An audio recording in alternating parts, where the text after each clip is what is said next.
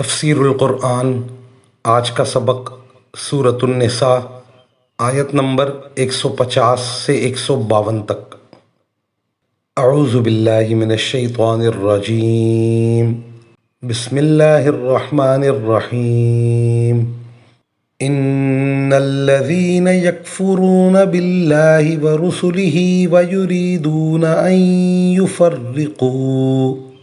ويريدون أن يفرقوا بين الله ورسله ويقولون نؤمن ببعض ونكفر ببعض ويريدون أن يتخذوا بين ذلك سبيلا أولئك هم الكافرون حقا وَأَعْتَدْنَا لِلْكَافِرِينَ عَذَابًا مُهِينًا وَالَّذِينَ آمَنُوا بِاللَّهِ وَرُسُلِهِ وَلَمْ يُفَرِّقُوا بَيْنَ أَحَدٍ مِّنْهُمْ أُولَئِكَ سَوْفَ يُؤْتِيهِمْ أُجُورَهُمْ وَكَانَ اللَّهُ غَفُورًا رَحِيمًا۔ ترجمہ: جو لوگ اللہ اور اس کے رسولوں کا انکار کرتے ہیں اور اللہ اور اس کے رسولوں کے درمیان فرق کرنا چاہتے اور کہتے ہیں کہ کچھ رسولوں پر تو ہم ایمان لاتے ہیں اور کچھ کا انکار کرتے ہیں، اور اس طرح وہ چاہتے ہیں کہ کفر اور ایمان کے درمیان ایک بیچ کی راہ نکال لیں، ایسے لوگ صحیح معنی میں کافر ہیں، اور کافروں کے لیے ہم نے ذلت آمیز عذاب تیار کر رکھا ہے۔ اور جو لوگ اللہ پر اور اس کے رسولوں پر ایمان لائیں اور ان میں سے کسی کے درمیان فرق نہ کریں تو اللہ ایسے لوگوں کو ان کے اجر عطا کرے گا، اور اللہ بہت معاف کرنے والا بڑا مہربان ہے۔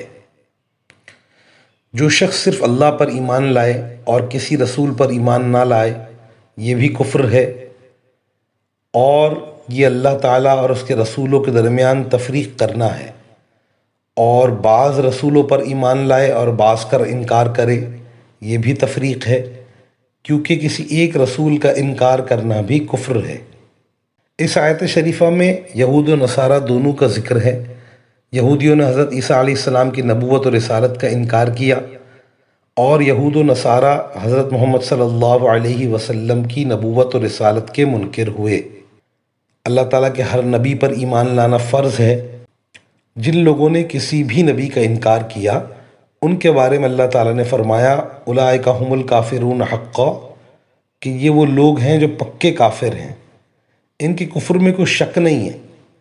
اور فرمایا وَأَعْتَدْنَا لِلْكَافِرِينَ عَذَابًا مُهِينًا، کہ ہم نے کافروں کے لیے ذلیل کرنے والا عذاب تیار کیا۔ اہل کفر کا ذکر فرمانے کے بعد اہل ایمان کا تذکرہ فرمایا، اور فرمایا جو لوگ اللہ پر ایمان لائے اور اس کے سب رسولوں پر ایمان لائے اور کسی بھی رسول کا انکار کر کے تفریق کرنے والے نہ بنے، یعنی خاتم النبیین حضرت محمد صلی اللہ علیہ وسلم کے امتی، یہ لوگ بڑے بڑے ثوابوں کے مستحق ہیں۔ اللہ تعالیٰ ان کو ثواب عطا فرمائے گا۔